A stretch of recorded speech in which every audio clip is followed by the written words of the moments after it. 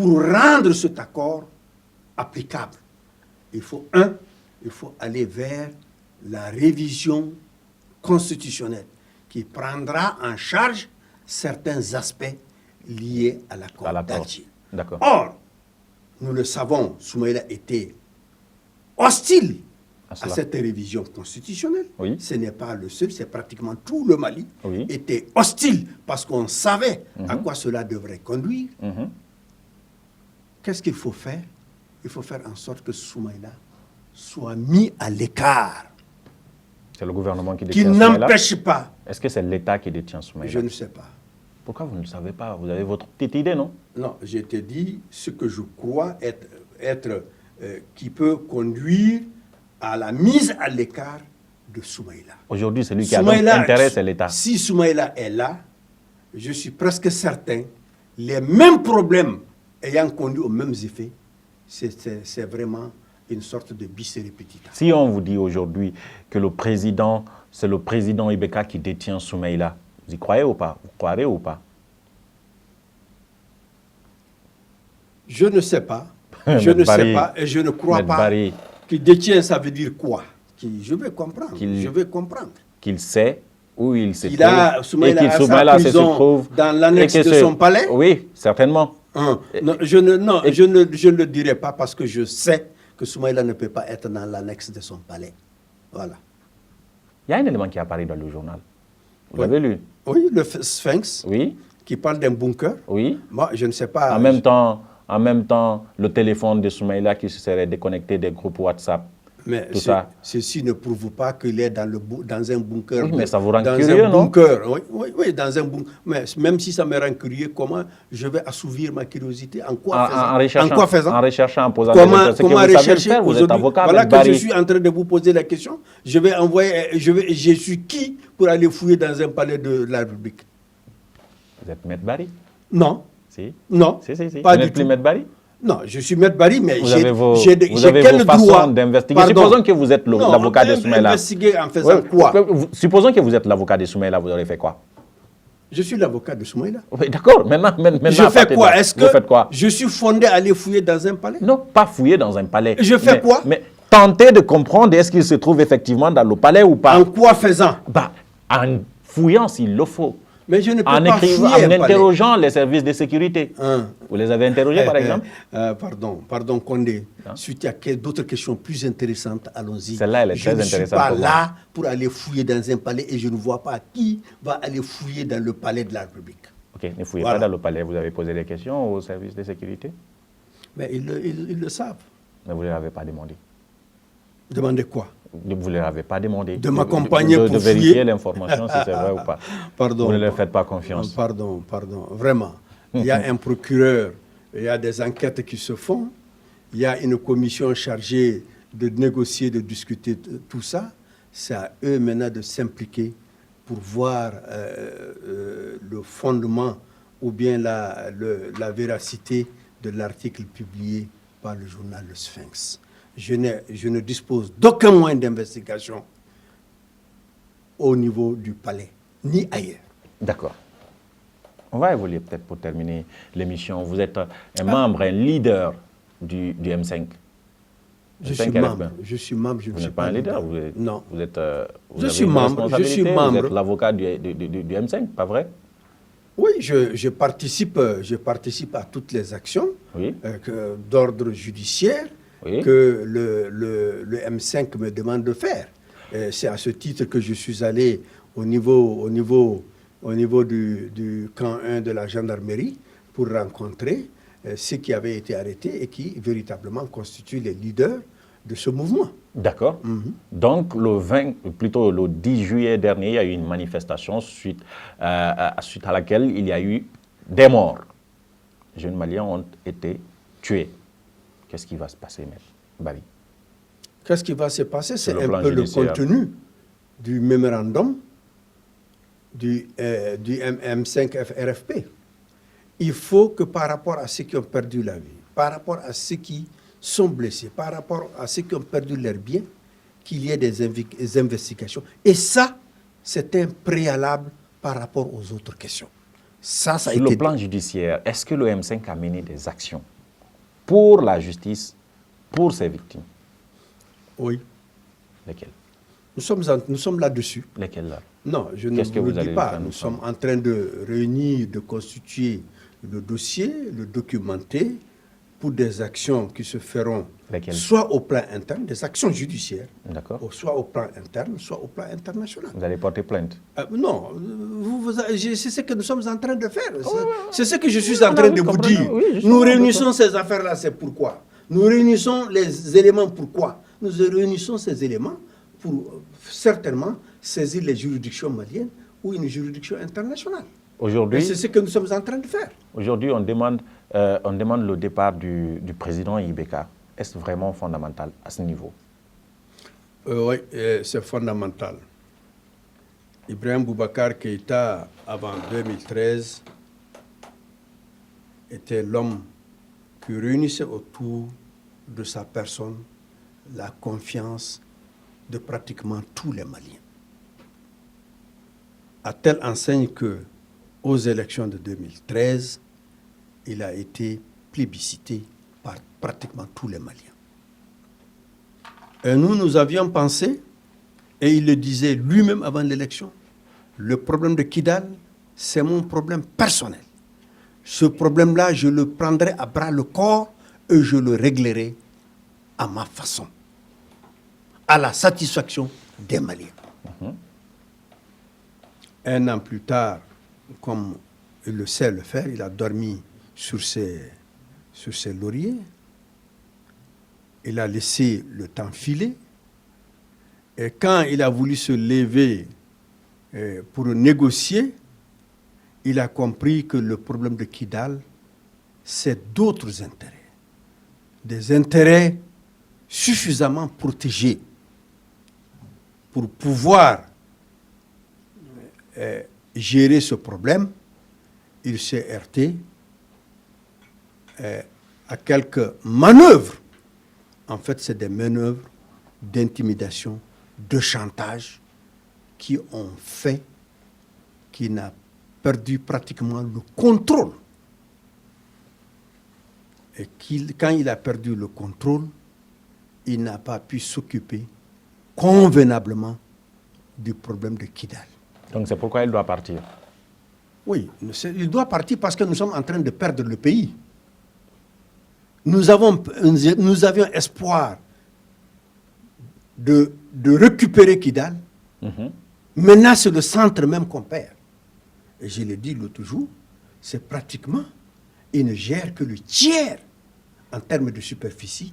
Est-ce qu'il est le seul responsable de cela? Parce qu'il est le président de la République, il est seul responsable? Mais c'est lui le moteur.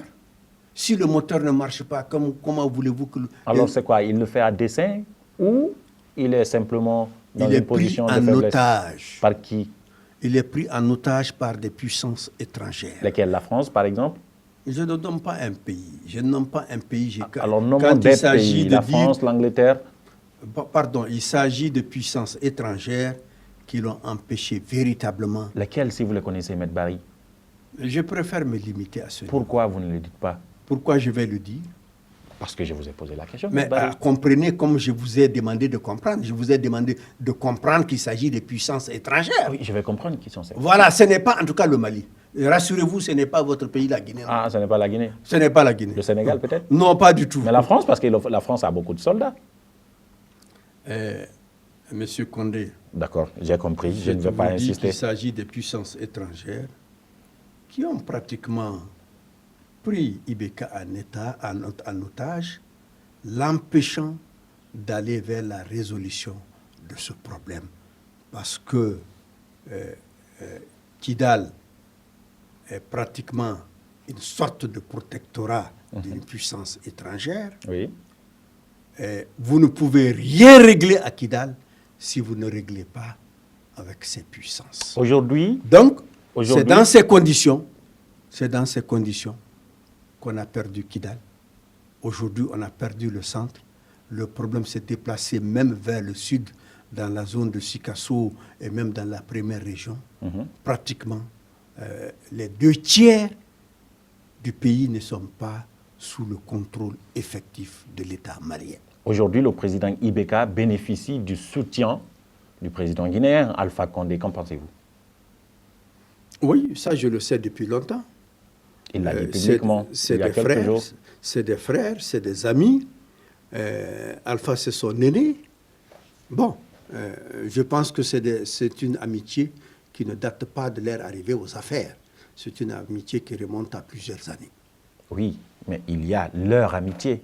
Là, on parle d'un chef d'État qui soutient un autre chef d'État. Je ne sais pas s'il le soutient. Vraiment, je ne sais pas. Oui, il l'a déclaré. Ibeka bénéficie de mon soutien total. Il l'a déclaré. Mais c'était certainement un soutien politique. Oui, effectivement. Mais quel soutien peut-il apporter à Ibeka si ce n'est pas le soutien politique? Et je crois que le soutien politique, nous savons parfaitement vous qui êtes du M5, pardon? Comme vous qui êtes du M5, oui. Vous qui demandez le départ d'Ibeka, quand vous entendez qu'un président étranger, le président Alpha Condé, apporte ne serait-ce que son soutien politique au président Ibeka, vous commentez comment? Nous n'avons pas à nous occuper de Alpha, pardon. Nous nous occupons de Ibeka. Nous, il ne faut pas nous divertir, nous nous occupons de Ibeka. Nous pensons que sa gouvernance est mauvaise, nous cherchons à ce qu'il quitte le pays, qu'il quitte la présidence. C'est tout. Mais c'est un pays voisin qui s'intéresse. On ne demande pas de vous intéresser à Alpha, mais de la relation, parce que ça a une relation avec Ibeka. Vous ne voulez pas parler parce que vous avez été ambassadeur. Nous ne changeons pas les relations. Nous ne changeons pas les relations. Nous, celui pour lequel nous nous occupons, c'est le président malien. Point. Barre. Devrait-il le soutenir maintenant? Déclarer officiellement qu'il lui apporte son soutien? Non, il l'a toujours soutenu. Il l'a toujours soutenu, je le sais. Mais dans ce contexte-là, difficile pour vous, devrait-il le faire? Qu'il voulait qu'il fasse quoi? Je vous pose la question. Non, c'est vous, je le dis, il le soutient. Est-ce que c'est normal qu'il le soutienne? Mais pourquoi je vais répondre à pareille question? Pourquoi vous ne répondez pas à pareille question? Allez-y interroger votre président Alpha Condé. D'accord, je vais le faire. Mais vous, quel est votre À votre retour, allez-y interroger. Vous, qu'est-ce que vous... En attendant, puisque vous êtes devant moi, pourquoi devrait-il le... Pourquoi, je vous pose le pourquoi, en fait. Pourquoi devrait-il soutenir le président? Parce qu'ils ont des liens. Parce qu'ils ont des liens. D'accord, d'amitié, ok. Mais d'État à État, c'est ça? Oui, peut-être... Non, moi je ne vais pas aller au-delà de ça. Pour des relations d'amitié, on est capable de beaucoup de choses. Je sais, n'embrouillons pas les relations entre le Mali et la Guinée. On n'embrouille pas les relations. Oui, je ne rentre pas sur ce terrain. Je ne rentre pas sur ce... L'amitié d'Alpha avec Ibeka est connue de tout le monde. Que Ibeka bénéficie de l'appui d'Alpha ne peut surprendre personne. Ça, je vous le dis. Donc, vous n'êtes pas surpris. Donc, ce n'est pas, je ne crois pas, comme je l'ai dit l'autre jour. Parce qu'en même temps, ça fait peur, hein, cette histoire de mercenaires. De mercenaires guinéens qui seraient venus de la Guinée pour maintenir l'ordre ici. Pourquoi suite à laquelle des citoyens maliens sont décédés. Pourquoi croyez-vous que c'est Alpha qui a envoyé des mercenaires? Non, on ne croit pas. Non, donc voilà, je suis à l'aise. Ce n'est pas qu'on croit que c'est Alpha qui l'a fait. On dit que ça fait peur quand on entend cela. Que des mercenaires parce qu'il est ami parce qu'il est ami, c'est pas parce qu'il est ami à Ibeka qui va envoyer sur le territoire malien des mercenaires. Donc vous n'y croyez pas? Non, du tout. On dit même que c'est une histoire inventée à partir de la Guinée. Je dis tout ça, c'est organisé à l'interne ici. S'il y a des mercenaires, ceux-là qui ont recruté des mercenaires à l'étranger sont là. Si ce n'est pas les mercenaires, c'est comme on l'a dit, comme nous l'avons dit dès le départ, c'est les forçats. Et ça, c'est une unité mixte malienne. D'accord. Et pour moi, ceux qui sont capables de tuer des milliers de personnes, ceux qui sont capables de faire des fosses communes, sont aussi capables de tuer à Bamako. D'accord. Parlez de la forçat, là. Je dis ceux qui sont capables de le faire, tuer des gens, faire des fosses communes, sont capables d'affronter les manifestants qui sont là. Donc ce n'est même pas la peine d'accuser Alpha Condé. Il faut d'abord balayer devant sa propre porte. Et je t'assure que devant notre porte, elle est très sale. Alors, M. Barry, on a évoqué plusieurs sujets. Je suis obligé de mettre fin à cette émission parce que le temps arrive. Mais je vais rappeler quand même que vous avez été ambassadeur en Guinée. Je l'ai dit au début. Oui. Et il y a les événements du 28 septembre 2009 qui vous ont trouvé là-bas. À un moment donné, on a même dit que vous avez été arrêté, par moments molesté, jusqu'à votre témoignage pour dire qu'on vous avait rien fait et tout ça. Les événements du 28 septembre, qu'est-ce que vous en savez? Mais, Vous n'êtes plus les diplomate événements du 28 septembre, en Guinée. j'étais chez moi. De là, dans l'après-midi, je suis allé chez Hadja Sarandaraba. De là-bas, j'ai continué chez le Premier ministre de l'époque, Cabinet Komara de Milan. Cabinet Komara. J'étais chez lui quand l'ambassadeur du Ghana m'a appelé pour me dire qu'il souhaiterait me rencontrer à son domicile pour des échanges. Je suis allé avec mon chauffeur. Nous avons échangé pendant plus d'une heure, une heure ou 2 heures. Et c'est de là-bas que je cherchais à rallier mon domicile. Arrivé au niveau du pont du 8 mai, c'est 8 novembre. 8 novembre, juste à hauteur de Sekou Bembea, là, Oui, oui. à hauteur du lieu où il répète, là, un véhicule nous a suffisamment coincé que mon chauffeur a été obligé de s'arrêter. Arme braquée sur moi et mon chauffeur. J'étais par derrière. 2 militaires sont entrés, un 3e militaire au niveau de mon chauffeur, à côté de mon chauffeur, et ils nous ont fait dévier de mon chemin. C'était aux environs de 21h et quelques. Nous sommes tournés pour passer vers le marché de Madina, puis une autre direction. C'est là qu'ils nous ont débarqués et ils ont continué avec la voiture. La voiture sur laquelle flottait le drapeau malien. Et là, et plus ils ont en même temps pris tous mes téléphones. Puisque mon chauffeur, il est depuis longtemps, pendant des années en Guinée, il nous a identifié des maisons des Maliens. C'est là-bas que je suis allé. Avec eux, nous avons passé des coups de fil. C'est là que un colonel, je crois, de l'armée de la sécurité, a envoyé une équipe pour nous conduire à la résidence. Voilà ce qui s'est passé. Savez-vous ce qui s'était passé la journée? Non, je savais qu'il y avait... Oui, dans la journée. Oui, dans la journée. Au stade? Non, je savais ce qui s'était passé au stade. Mais dans l'après-midi, je me suis rendu, avant même d'aller chez Hadja, je me suis rendu chez le président d'Addis. Je ne suis pas sûr que ma mémoire ne me trahit pas. En tout cas, j'ai été vu là-bas à un moment assez critique.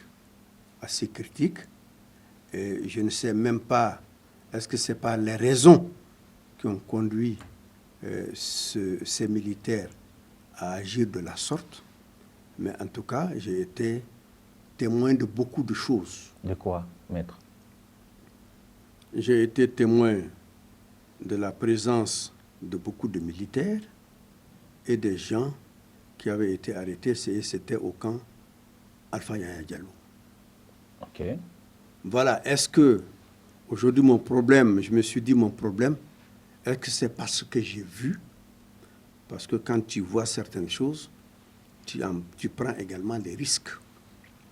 Donc c'est de ce camp en réalité. Qu'est-ce que vous avez vu au camp d'interdit? pour Mais vous. je n'ai pas vu d'interdit. J'ai vu la présence des gens qui ont été arrêtés. J'ai vu la présence de beaucoup de militaires, et c'est même une redondance. De trouver des militaires dans un camp militaire, ça ne veut absolument rien dire. Donc, mais j'ai vu beaucoup de personnes arrêtées. Et ceux de là-bas, voulant trouver une solution d'apaisement. Et je crois que même que, je ne me rappelle pas, est-ce que c'est le Premier ministre qui m'avait appelé, ou bien c'est moi-même d'initiative personnelle que j'ai décidé de le rencontrer, je ne sais pas. Je ne sais pas de tout. Donc, c'est de là-bas que je suis allé chez l'ambassadeur de Ghana pour après connaître ce que j'ai connu. Après, on a inventé beaucoup de choses qui n'étaient pas réelles. Ce qui est réel, c'est qu'on est allé avec la voiture de l'État, on est allé avec mes téléphones, puis c'est tout. Quand le président Dadis a appris ça, il est tombé dans une colère pour dire qu'il ne comprend pas comment cela... Non, il faut qu'il a ordonné à ce que le véhicule soit payé, qu'il ait disparu, ça ne le regarde pas. Il faut que la valeur ou bien un véhicule semblable soit attribué à l'ambassadeur de Mali. C'est le président ATT qui dit qu'il n'a besoin d'aucun remboursement. D'aucun remboursement. C'est arrivé, mais il ne peut jamais dire à la Guinée de rembourser un véhicule de la chancellerie. C'est un véhicule de l'État. Il ne dira jamais à la Guinée. C'était une journée grave ce jour-là en Guinée. Oui, c'était une journée grave. Vous le saviez? C'est une journée grave. Vous le saviez? Oui. Vous le saviez ce jour-là? Oui, j'étais chez moi, j'étais à la résidence. Oui, et effectivement, mais après, ça ne vous a pas choqué ce qui s'est passé en Guinée ce jour-là? Parce que vous y avez quitté finalement? Mais ça m'a choqué parce que à tel point que je cherchais même à trouver des solutions. J'ai pris des contacts avec le Premier ministre, j'ai échangé avec Hadja Sarandraba, j'ai échangé avec l'ambassadeur. Quelle initiative pouvons-nous faire pour arrêter ça? Ça, je l'avais fait à l'époque. Vous êtes avocat. Aujourd'hui, ça fait plus de 10 ans maintenant. Il n'y a toujours pas de jugement de votre œil d'avocat. Qu'en pensez-vous? Bon, la solution est à l'interne. La solution n'est pas ici. La solution est à... Là, je pose la question à l'avocat. Oui, c'est pas normal. C'est pas normal. La solution est à l'interne. On nous avait parlé de gens qui avaient été inculpés et que la procédure évoluait. Moi, je pense qu'en 10 ans, si on est vraiment de bonne volonté, on aurait trouvé la solution. Mais bon, en fait, c'est un problème qui peut se régler. Oui, bien sûr, c'est un problème interne. C'est pourquoi je ne vous interroge pas en tant qu'un public. Moi, je vous dis, moi, de votre point de vue. Je te dis, une procédure qui dure 10 ans, oui. C'est un problème. Une procédure qui dure... L'ampleur de l'événement ne doit pas permettre que la procédure dure 10 ans? Non, la gravité des faits doit faire en sorte que la procédure ne s'éternise pas. Il y a des délais raisonnables, les délais de procédure qu'on ne peut pas écarter, mais malheureusement, on a l'impression que véritablement, c'est un dossier peut-être gênant pour beaucoup de personnes. Et quand c'est gênant, on a toutes sortes d'artifices, toutes sortes de manœuvres pour que le dossier n'aille pas jusqu'au bout. Donc on a manqué de volonté politique en Guinée dans ce dossier. Absolument, absolument. Il n'y a pas de volonté politique. Ça, je peux me permettre de le dire. Si on a la volonté politique, ce dossier aurait pu être clôturé au bout de 5 ans, 7 ans. 5 ans même, je pense même c'est trop pour pareil dossier. Voilà. D'accord. Et je rappelle que vous êtes avocat. Vous savez ce que vous dites. Oui, mais il y a des procédures, il y a des délais qu'on ne peut pas comprimer. Mais on a beau vouloir le faire, on ne peut pas. Mais on est obligé quand même de respecter la procédure. Et à mon avis, rien ne justifie qu'un procès puisse, que cette procédure puisse encore être pendant plus de 10 ans. C'était 2009. Ce que vous avez vu ce jour-là mérite aujourd'hui qu'il y ait justice. Ça ne mérite pas qu'on cache cet événement, mais qu'il y ait justice. Oui, mais ça, c'est la justice de faire. Si la justice finit, ce qu'on veut cacher, la justice le sortira. La justice le sortira. Maintenant qu'on ne puisse pas amener la procédure à terme et faire un procès, c'est ça qui inquiète les gens. Et bon, en Afrique, nous sommes en Afrique, nous savons ce qui se passe.